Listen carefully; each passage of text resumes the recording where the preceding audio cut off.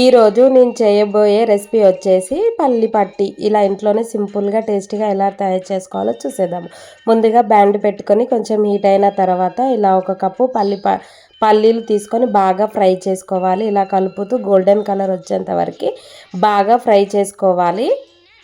Fry చేసుకోకుంటే పచ్చిగా వేసుకుంటే పచ్చిగా ఉంటుంది అనేసి ఇలా కొద్దిసేపు వేయించుకోవాలి. ఇలా ఫ్రై చేసుకోవాలి. ఫ్రై చేసుకున్న తర్వాత ఒక ప్లేట్లోకి సర్వ్ చేసుకోవాలి. ప్లేట్లోకి సర్వ్ చేసుకున్న తర్వాత పొట్టు పోయేంత వరకు బాగా మనము నలుచుకోవాలి.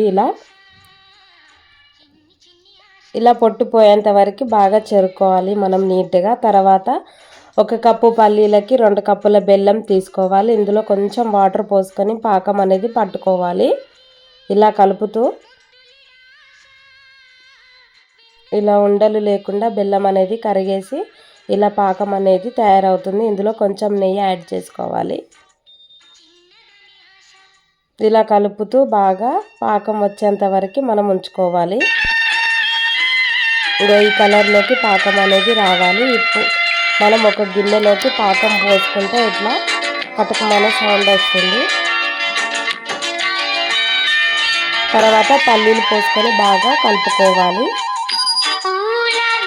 ఇలా కలుపుకున్న తర్వాత ఒక గిన్నెలోకి మనం ఆయిల్ అంతా రుద్దుకొని ఆ గిన్నెలో పోసుకోవాలి. గిన్నెలో పోసుకున్న తర్వాత ప్లేట్కి పడ్డంత వరకు ఇట్లా మనం స్ప్రెడ్ చేసుకోవాలి.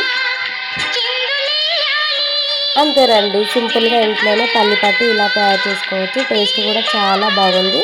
ఇలా మరిన్ని వీడియోస్ కోసం మా ఛానల్ని సబ్స్క్రైబ్ చేసుకోండి.